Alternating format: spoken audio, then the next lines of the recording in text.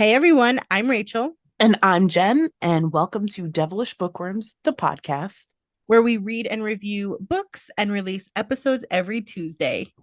This week we have My 3-Year-Old is a Barbarian by Aaron Frale. Yay! A bunch of students getting Saturday detention is a story we've heard before. But this isn't your average Saturday Breakfast Club detention, Oh, I love Breakfast Club. nor is this your average teacher watching over the students. Mr. Jackson and Petra, a teacher's assistant, are left in charge of Saturday's detention after 4 students are caught with pot. Ew. I'm just kidding. I was going to say, ew, judgmental much? I was totally kidding. Petra is the mastermind behind why everybody got caught. She was able to use the school's Instagram account to track the teachers and the people who would rat out people buying, selling, or smoking weed. That's fucking genius. Okay. Genius. Mr. Jackson has a little experiment planned that the students aren't aware of, which will send them on a trip of a lifetime. During his experiment, things don't go as planned, but their consciousness is transferred into heroes from a different realm called Karnt. The worst part, Petra's 3-year-old son, who happened to be with her at the time, is now a gigantic barbarian. And that, folks, leads us into our story. So, Rachel, what did you think of this book? So I think books that are like this or written in the same style are so fun to read. There were so many comedic elements to this book that every single page had me cracking up. There were so many like references, there were so many jokes, so many puns, so many, you know, it was kind of like comedic ping pong. I thought it was hilarious. Oh, yeah, for sure. So, listen, all the references are like 80s and 90s references, which were freaking gold Oh, because they're amazing. we're smack dab in that timeline, okay?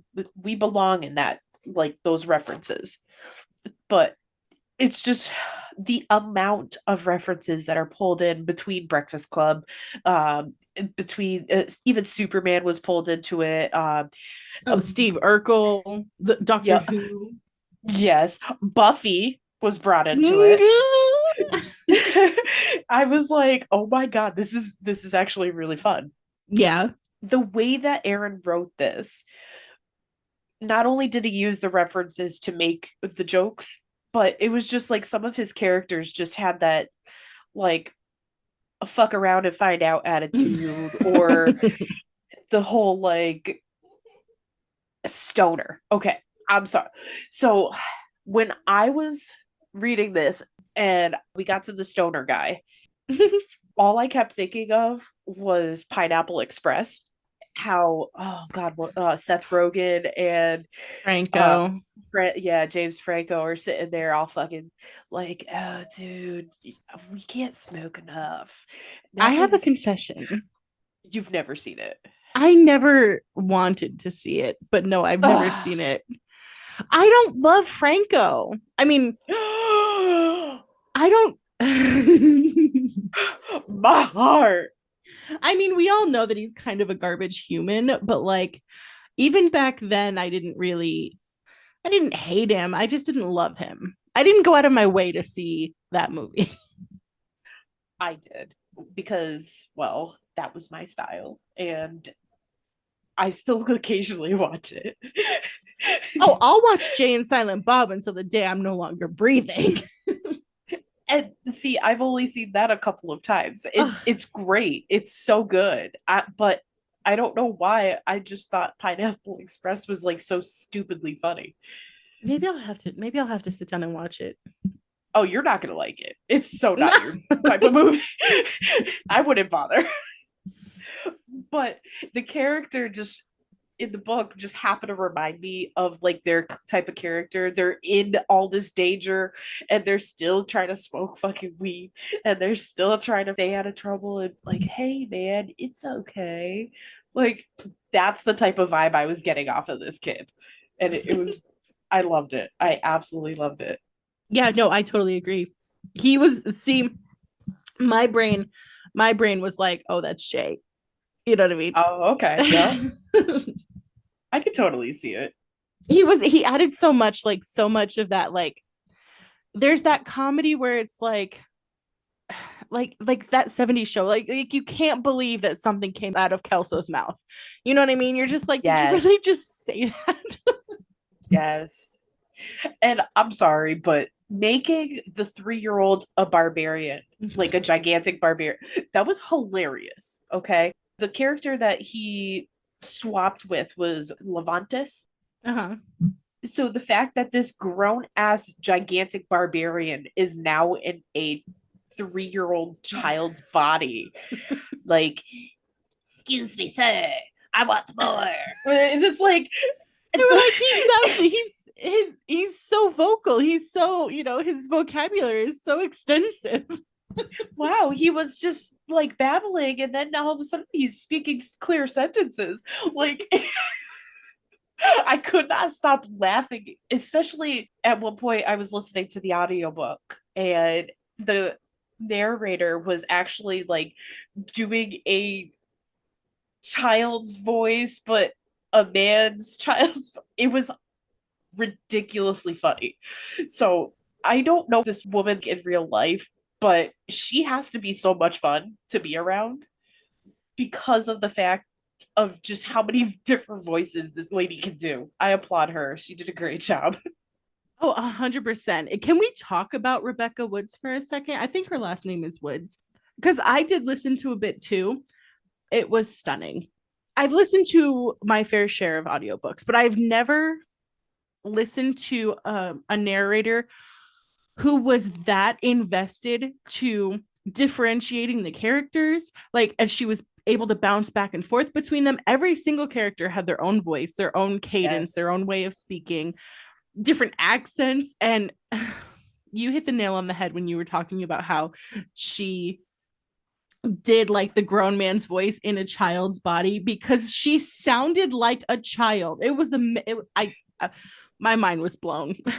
Honestly, as much as Aaron should get credit for the way that he wrote this book, she needs to get a lot of credit for the way she narrated the book because I don't think he could have chose a better person to narrate this book than her. I could not stop laughing. Like obviously that was mostly the content of the book, but the way that she did it was just spectacular. I would love to see what else she narrates just to kind of like see if she still has that same aspect where different characters have different voices and all that. Yay. Yeah. I think that's my favorite. I think my favorite part about reading this book was just how funny it was. And it just, even without her performance, the comedy really just bleeds through the pages. You can't help but to read it as a stand-up act. You know what I mean? Because everything is just, it's worded so well and in a way that you're like, oh no, this is funny. This is funny. And then her narrating it on top of it was, it just pushed it over the edge. The way that the book plays out is it's like a big ass D&D episode, okay? Mhm. So they're basically LARPing, except they're not LARPing and they're actually living it, but you're reading it. Like it's also consuming and confusing at some points because you're going back from Earth to current. I just keep thinking you're saying cunt. I I know. I keep thinking it too because I'm like cunt, cart. It's very close. It's very close. But so they keep going back and forth from the real world to the realm of Karn. So it can be confusing at some points, but at the same time, either way you look at it, like if they're doing magic in one realm and they're trying to sing and get their magic to actually work, they're singing like Metallica. It was just like there was so many different little things, and I don't think I can appreciate the amount of references and little tidbit that he put in this because of the fact there was so many. And I like the whole aspect of Dungeons and Dragons. Have you I ever love, played Dungeons and Dragons? I have not. Would you? I have been asked. I have very firmly said no. Um, don't take offense to this. I am a nerd. I am a fucking nerd. But I'm just not that type of nerd. That's just not my shtick. And that's okay. Yeah. I've played D&D with like two different groups in my life. And it wasn't extensive. Like I didn't play like for a long period of time. It was usually like it was like a couple times with one group and then with another group it was like for a couple months. It's not necessarily my thing either because like that world isn't really my thing. I mean, I love reading books. You know, this book I would read 100 times again. You know what I mean? This one was great. And then there are movies that I've seen that are kind of have involved a similar type world. I know like World of Warcraft, isn't that like a similar type of world? Kind of, yeah. Um, yeah. But so that like that world is not necessarily my thing. But here's the thing. If you took the Dungeons and Dragons like skeleton, you could almost fill it in with whatever you want. Like, yes, there's fairies in Dungeons and Dragons, but you could also. Why do I keep saying the full name? I don't know. Like, I'm like stuttering over the word. I'm like, why do I keep saying it? Yeah, you see how I stuttered, and now nope, nope, D&D.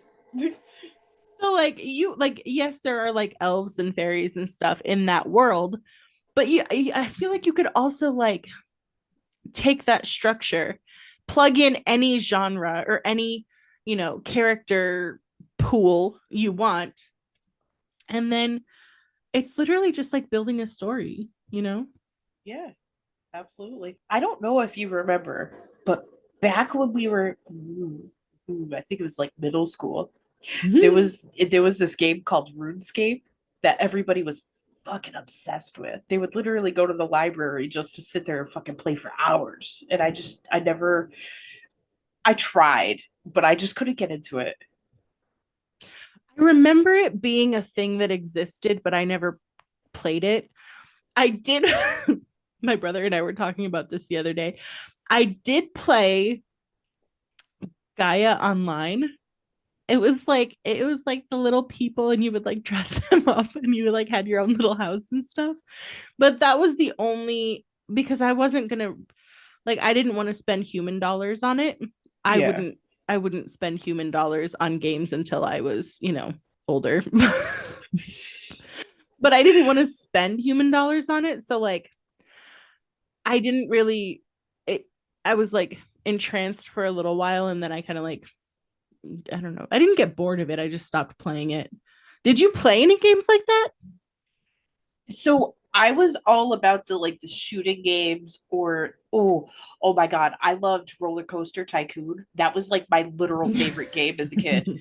Like I could not get off of it. Or my other game that I still play to this day, Mist. Absolute hands down favorite game ever. I don't think I've ever heard of that. That's because it was for like Windows 98, maybe 95. But let me tell you, it's like one of those point and click games, and you got to Mhm. find all the clues and uh, figure out like different noises that turn on different switches. And it is like the freaking most in depth game I've ever played. And I have beat the first two of the series, but not the last. Like I think there's three, and I still need to get the last ones because well, I don't own them.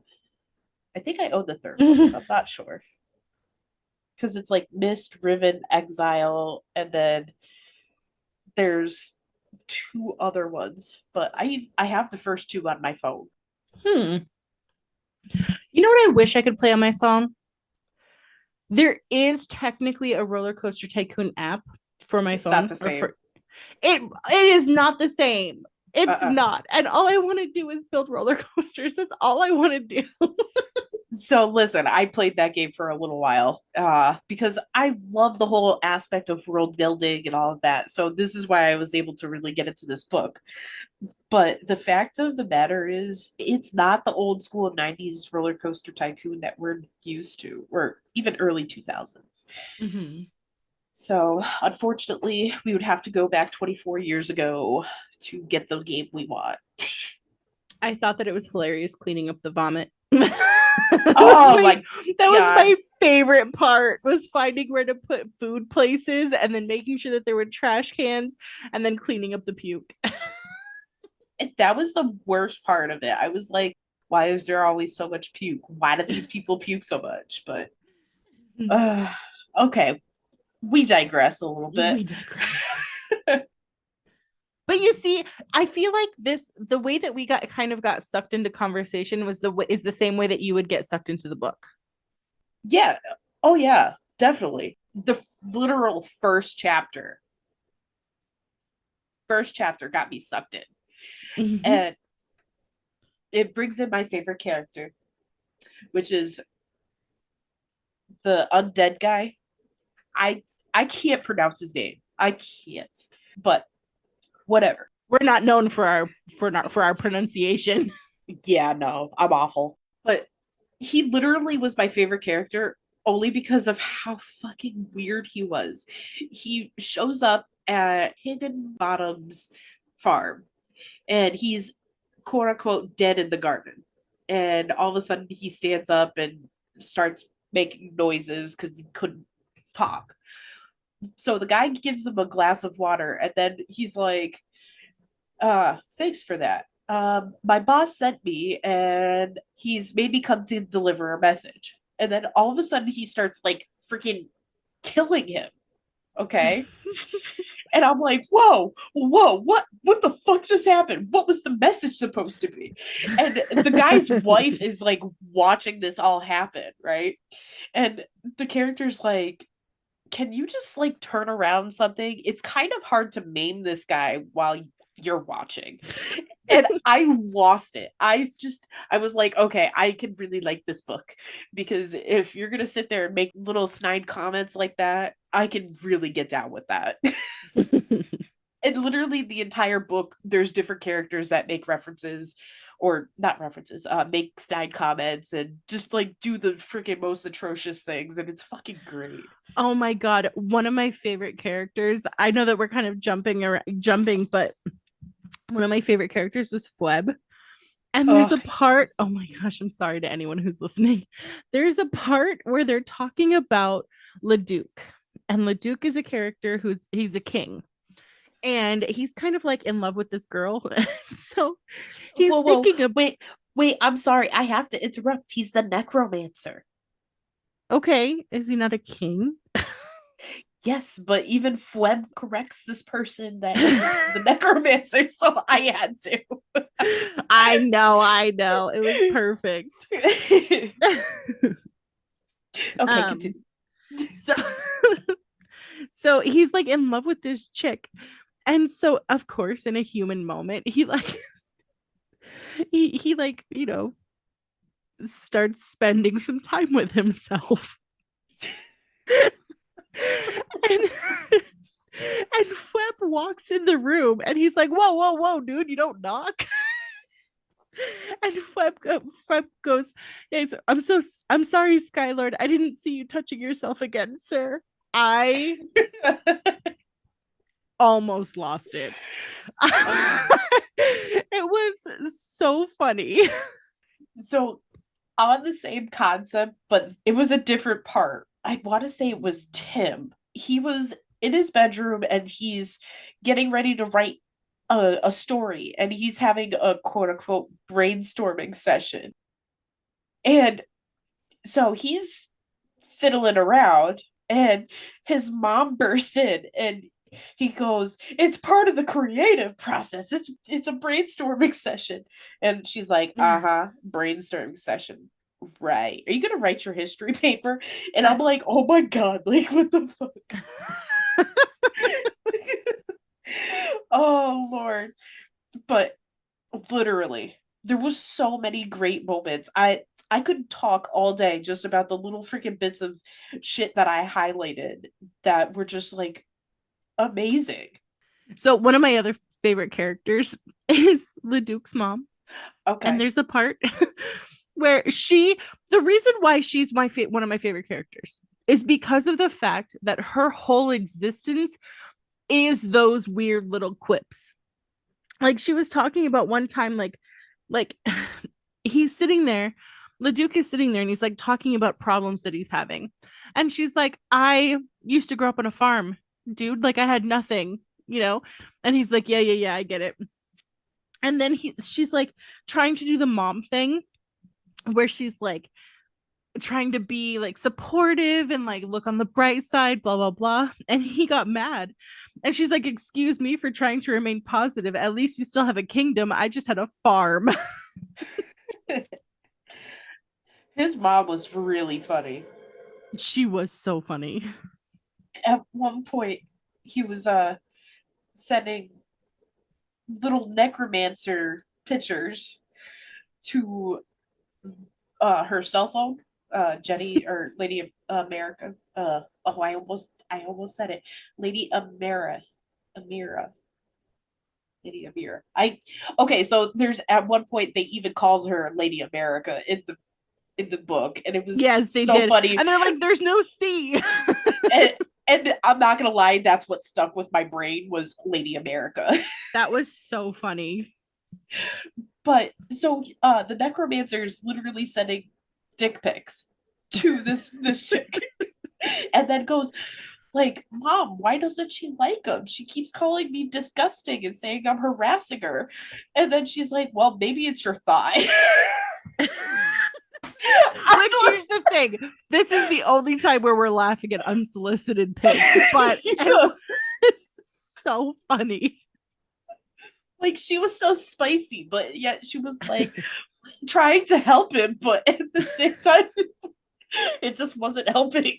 Like literally, this is the entire process of the book. Like every chapter, there's something stupid. Okay. And I don't mean like stupid as in like you're gonna hate it, but just like something stupid turned funny and then it is just like thrown in someone else's face. And it is just so gratifying. It's kind of like slapstick mixed with stand up mixed with D&D and like it's so many different things all rolled in like together.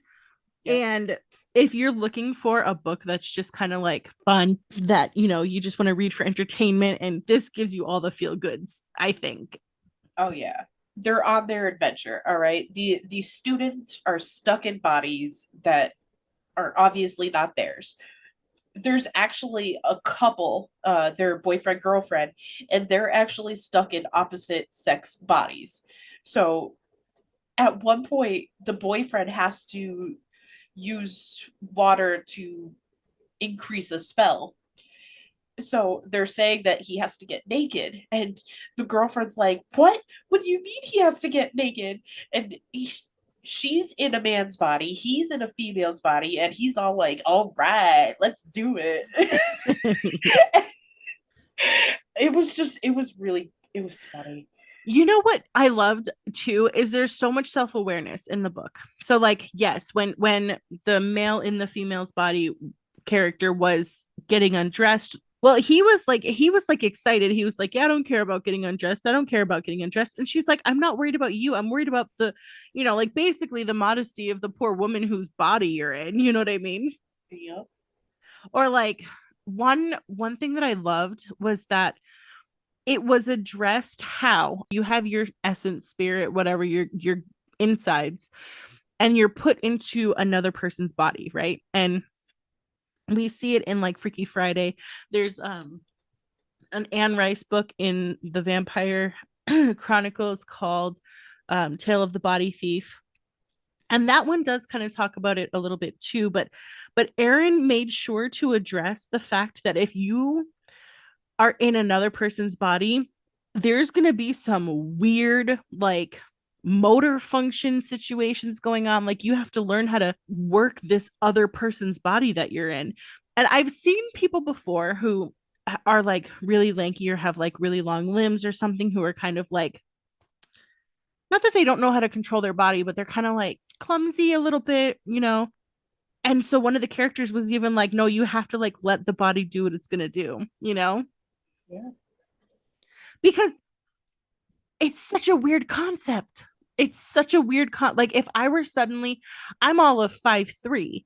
If I was suddenly transported into a 6'4" person's body, I wouldn't know what the frick to do. I'd be stumbling all over myself. Well, it didn't seem like Petra's child had any issues. He immediately started swinging his sword or his I axe all over the place. know this is a weird thing to say, but I love the name Petra. Yeah. Like it's one of those names that I kind of like, I don't remember, I don't realize that how much I love it, or I don't remember how much I love it until I hear it, and then I'm like, ugh. Like Atlas, that's another one where I'm like, oh god, I love that name. But Petra is just, I don't know, it's just beautiful. No, I do like it. It just happens to remind me of a show I used to watch, Jade the Virgin. I never watched that.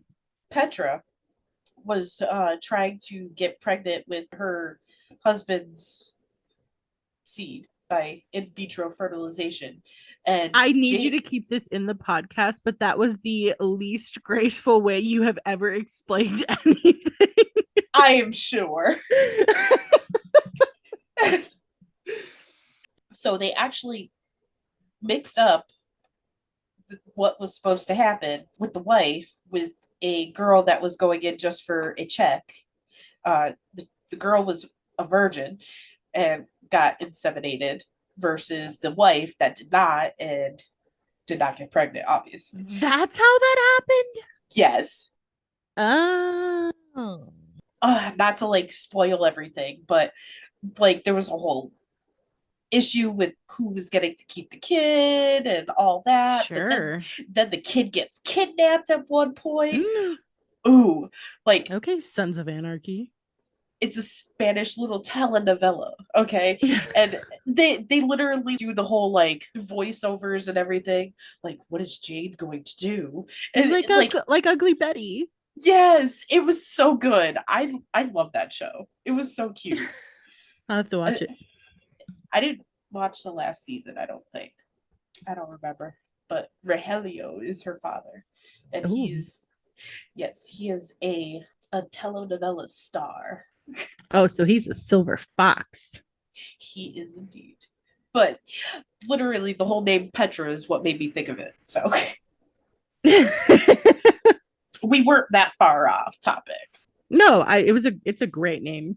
So one thing about the whole Petra thing, at one point they were all trying to disguise themselves so they didn't get noticed because they were supposedly like famous heroes.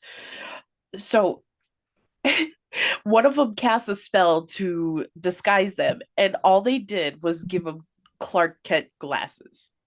That was the disguise, just a pair of fucking glasses. And let me tell you, I was rolling at that. But the fact that nobody actually recognized him with the glasses on was freaking amazing. And the kid was like obsessed with the glasses. And of course, he was like the most famous hero, Levantis. So every time that the kid took off the glasses, they're like, oh my God, look, it's Levantis. And then he'd put the glasses back on and they'd be like, where did he go? He was just here. It was so, and that's like part of the part where I mean that it was like stupid funny. Because how do you not recognize the person that's still standing right in front of you? They're the same height, they just have glasses on now. But yet, where did Levantis go? He was just here. Did you see him? No? Oh, well, we must have the wrong room then. I'm sorry to bother you. It's like, Jesus Christ. Literally, the best part of that is the fact that they explain why. And it was so accurate. Yeah, it was. But I don't know, it just tickled my fancy. Yeah. No, that's one of the things, that's one of those like nuances in this book that just had me hooked, because when you have concepts where it's like, I don't understand how this, it's like, wait, no, there's a fully thought out explanation.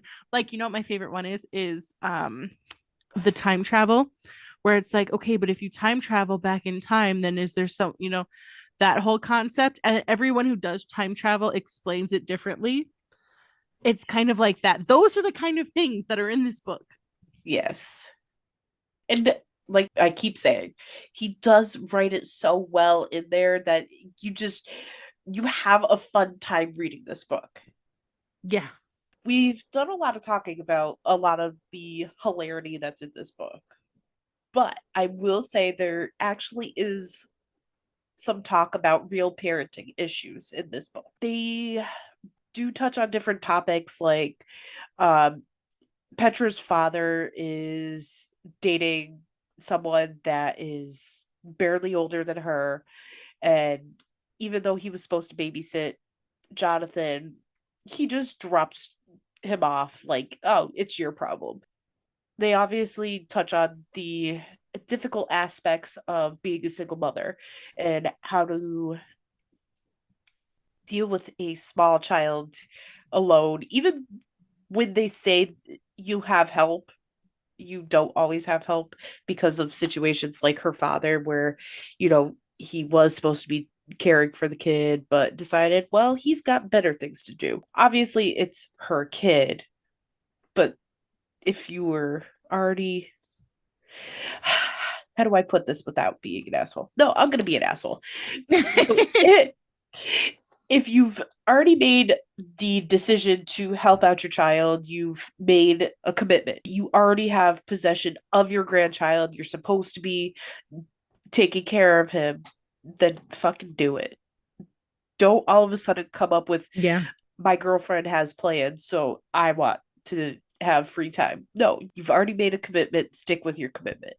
And as a single parent myself, it's hard when people renege on their commitments, and it happens a lot.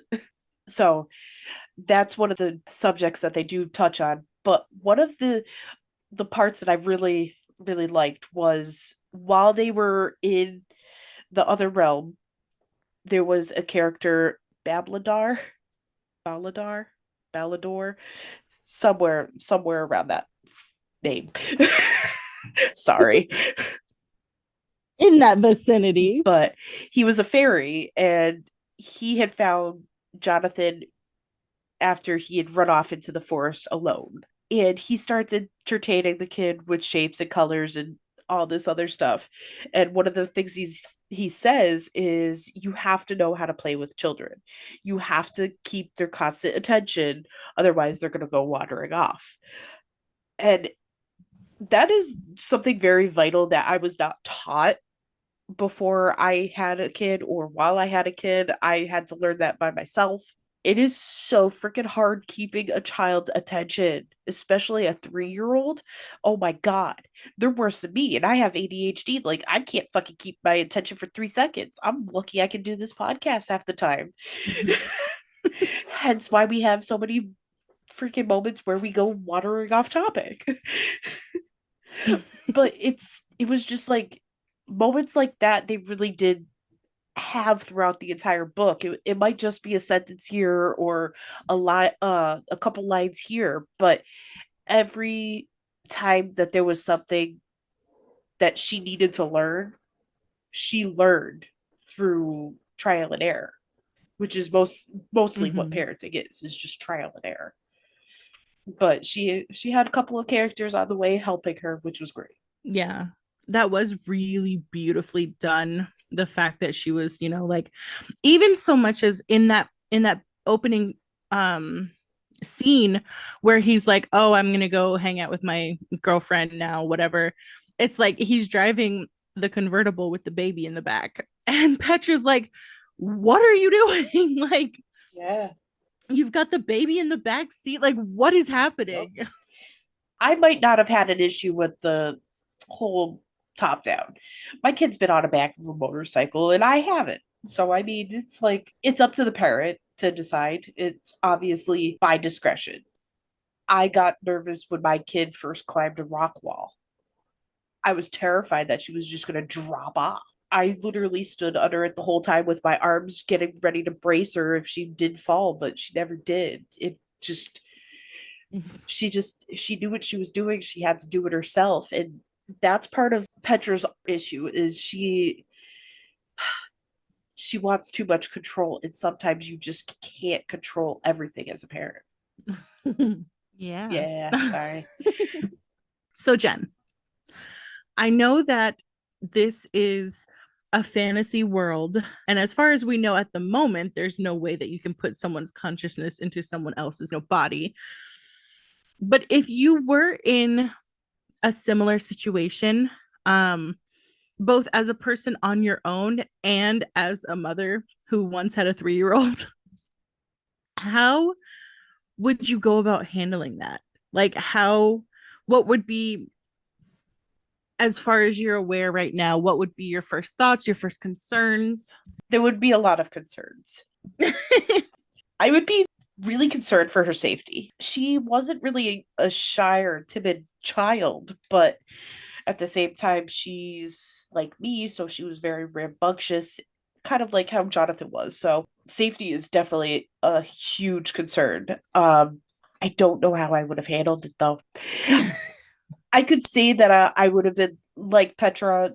She just kind of like was like, okay, here's the situation. This is what we're gonna do. Let's get it done. So I Mm-hmm. could respect her for that because of the fact that she was a no, I can't say she was no nonsense, but she was just like, all right, let's get back home. Let's get my kid safe. Like she had her priorities set. She knew what she needed to do and she was a badass enough to get it done.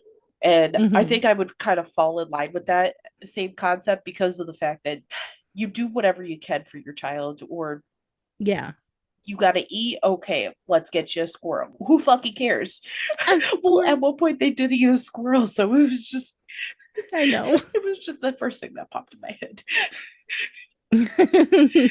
But it's just like it's little things like that that you just you need to do, you need to get it done, so you're gonna do whatever it fucking takes.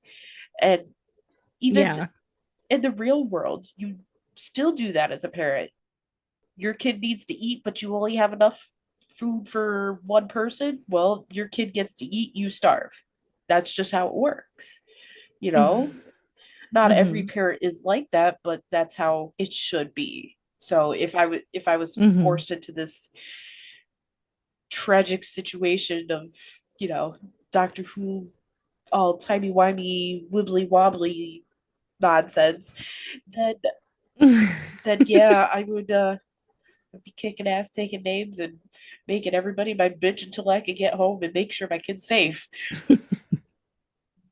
So obviously, like, the biggest concern is like other people. You don't know where you are. You don't know what the animals are like. You don't know what the people are like. You don't know if who's friend, who's foe.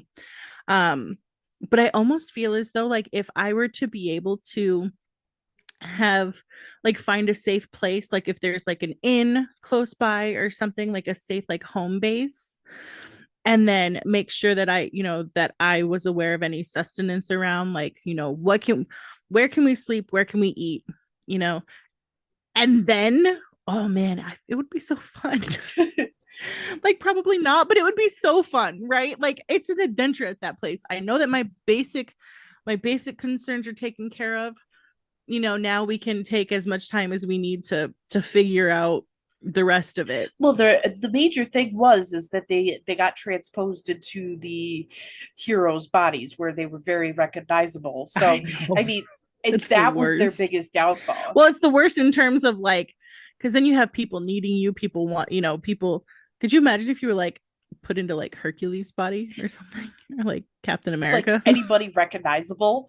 which Oh, is essentially what these yeah. people I were. mean, they were so recognizable. Everybody's like, "Hey, you're this person, and you're Lady Amira." No, I'm not. Yes, you are. Yeah. I know you. You've got that scar. Oh yeah. It made me forget. Meanwhile, you don't know, like, who she is, what her story is, her mannerisms. Like, you can't even fake it because they're like, Why are you all of a sudden talking so Yeah, you differently? literally have no knowledge base of anything going on around you.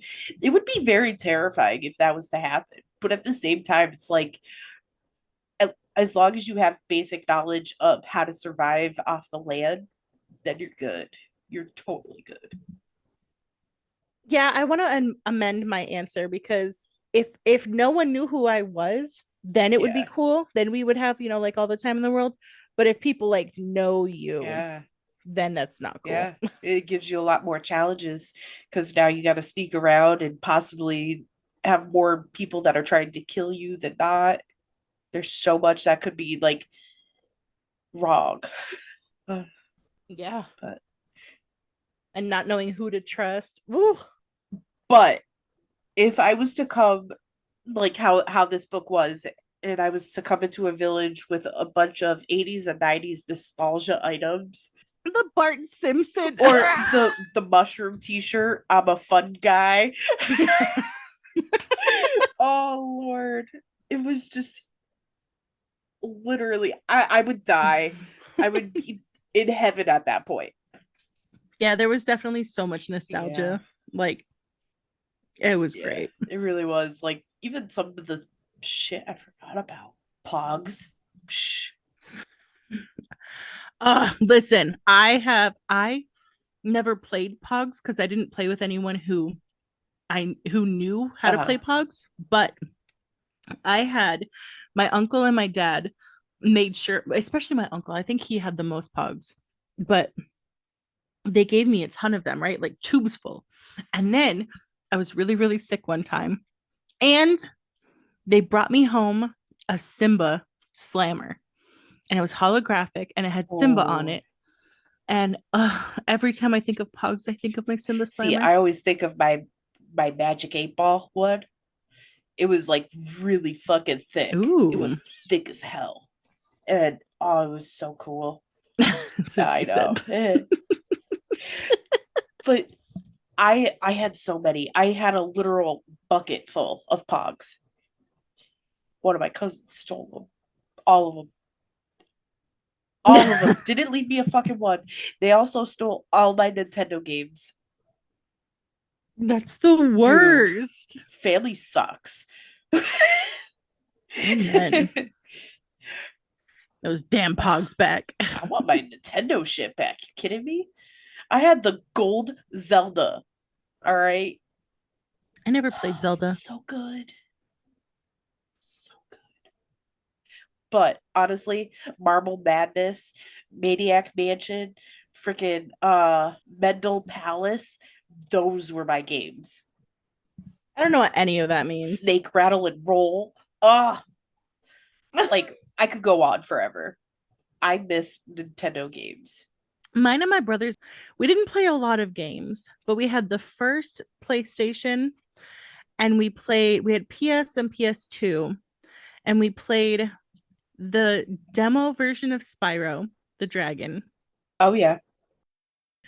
We played Twisted Metal, and we Okay. played Crash Bandicoot. Okay. Listen. Mm-hmm. My sister had the Sega Mm-hmm. Genesis.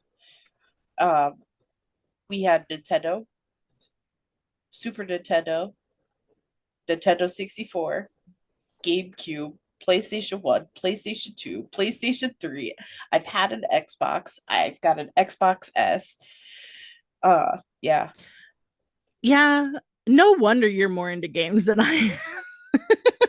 Dude, literally I would sit on Nintendo for fucking hours. I was obsessed. You have no idea. Like Mega Man, I was oh my god. Mario Brothers. I played Mario Did Brothers with our I mutual friend when we okay. were little, because he had one of those, Okay. and we played Sonic, and we played Mario, and we played, I think those are the only ones. Listen, if I told you every game I played, it would we would be here for hours. I can say that I like Lego Pirates of the Caribbean. Um, I haven't played that one, but Star Wars, Jurassic Park, Batman. Played all those. Lego? Yep. I have Lego Star Wars on my phone. Really? Yes. Yes. Yeah. Wait, I'm not mad at it do either. they have Lego Pirates of the Caribbean for the phone? I don't know. Please hold. They don't have Lego Pirates of the Caribbean, just Lego Star Wars. Oh, I'm sorry. Star Wars is better though. While we're here, while we're riveting everyone with our riveting conversation, roller coaster. Oh, here we go. So apparently there's Roller Coaster Tycoon Touch, which is for free. And then there's a $5.99 Roller Coaster Tycoon Classic. Ooh, that's a lot of money. It is a lot of money, but I think I can clean up throw up, which might be worth it. You could do that on the free one. Can I? On the Roller Coaster Tycoon Touch? Pretty The sure. classic legit looks exactly like the one. So everyone, like we said before, honestly, if you are into anything, basically anything, read this book. It has something for everyone. It really does. It does. And if you want to check out the author, Aaron Frale, who you may remember was one of the authors in the Cosmic Comedy Collection with Philip Carter. And so we have reviewed his work before, but I this one was so fun. But he does have a website. It's aaronfrale.com, AARONFRALE.com. On there, he has books, audiobooks, contact info. The books that he has are obviously the My 3-Year-Old is a Barbarian and Other Parenting Problems, which also has a sequel, which is Orcs in Portland and Other Social Justice Issues. And then he has Time Burrito, Tuners, Atmospheric Pressure, The Theft, so many others. And then you can also get to all of his socials at the contact tab. And then there's also a little section where you can just fill out, send him a message, and then submit that. But he is also on Facebook, Twitter, Reddit. He has an X account, which is just at Aaron Frale. If you do want to, you can sign up for his newsletter, and then you'll get a free copy of Time Burrito, which is a really pretty cover. It's like Galaxy, and then it has a burrito flying through space with a cat on it. And we love cats and we love burritos.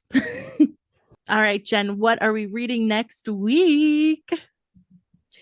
Oh, I'm so excited. I'm so excited for this.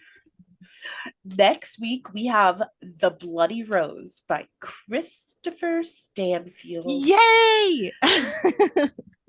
So listen, just a brief synopsis. You're not even gonna like get anything by this. It's a murdering cheerleader. Yes. Listen, I've already started it. You have? Yes. I'm gonna start it tonight, I think. I'm so excited because the author is someone that we met on Threads, and we just love our Threads community like so much. And honestly, ever since we first got on Threads, I've looked at this book and I'm like, oh, man, I really want to check out this book. And then the more he posts about it, I'm like, oh God, I really want to check out this book. And so finally I was like, Jen, we have to do this book for the podcast. Like it's not even an option. Well, I was down with it, and the only thing that I needed was it to be released for Valentine's Day. So it will be released the day before, and I am totally fine with that. Yeah, no, that is the perfect day. So it really is. Anyways, we are excited to read books from our Threads community. Yes, and I want to thank you all for I know that we opened up submissions and we got so many submissions. I've read through a couple. Oh my God. And there are so many that we want to put on our roster. So we are waiting. We have this month is all booked up. Next month we have a couple of books already in queue. But we're definitely going to be adding more from the submissions because we got so many good ones. There's so freaking many. And we love you all for that. There's no way to, even if we wanted to, do all of these this year. There's no way. There's so many of you have submitted. That's how many. So many. we could do we could do one a week every week for the next 65 weeks, and there's still going to be more. Yep. It's also overwhelming. It's overwhelming that so many people wanted us to review their stuff. It's overwhelming how many good books there are in to and there to possibly even put on the podcast. So it's a rough decision to make, which is what is taking so long, because we want to give everybody a fair opportunity. Mhm. We want to make sure that everybody gets a chance to be on the podcast, but we can only do so much. We're only two people. Right. And there's only so many So- weeks in the year. And that's why, if your book is not chosen for the podcast, like don't despair. I really am trying to get to the books, even if they're not for the podcast, just, for pleasure reading and then post about them. And I want to make sure that you guys are supported like you supported us. And I'm trying to actually get through the podcast books a little bit quicker. That way I can do it in between my crazy ass schedule right now. So, like, we're going to get to them, guys. Just give us some time. I've said it a couple of times lately, but I'm like, if drowning in my TBR is the way I go, then here we go. Bro, it just keeps getting like more. Oh God, I know, and we keep making new friends on Threads, and I'm like, oh man, but your book looks amazing. I know. Oh my God, literally right now. If I was to include what everybody submitted plus everything that I've got on the back of my bed right now, there's probably at least over 100 and something books on my TBR right now. Oh, for sure. It's so much, but one book at a time. And we love it. Well, actually, it actually wasn't one book at a time this week. It was 3 books at once. You were so on it this week, though. Let me tell you, this is the most I've been on it in a while. But yeah, I finished 1 book. I started 3 others. I'm halfway done with 1. I'm a quarter done with another, and I'm on chapter 6 in another. So we're getting there. We're getting there. So that's like this whole month's worth of books in like 1 week. My brain is gonna explode. Explode, Lucy. All right, everybody. We appreciate you listening and can't wait for you to follow along next week as well. Yes, you can find our podcast anywhere that you listen to podcasts. We are also on YouTube. We don't have any videos up, but if you're already on there, you can just search for Devilish Bookworms and boom, there we are. Follow us on Instagram and Threads at Devilish Bookworms, and we are very talkative. Yes, which is not indicative of what our normal personalities are in real life. Not with other people. Yeah, no, we don't talk that much. We're like, I can't say we're shy. We're just a little introverted and just like talking. But it's fun chatting with you guys on Threads. You guys are awesome. All right, everyone. Well, we will see you next week. Yes, we will. Bye. Bye.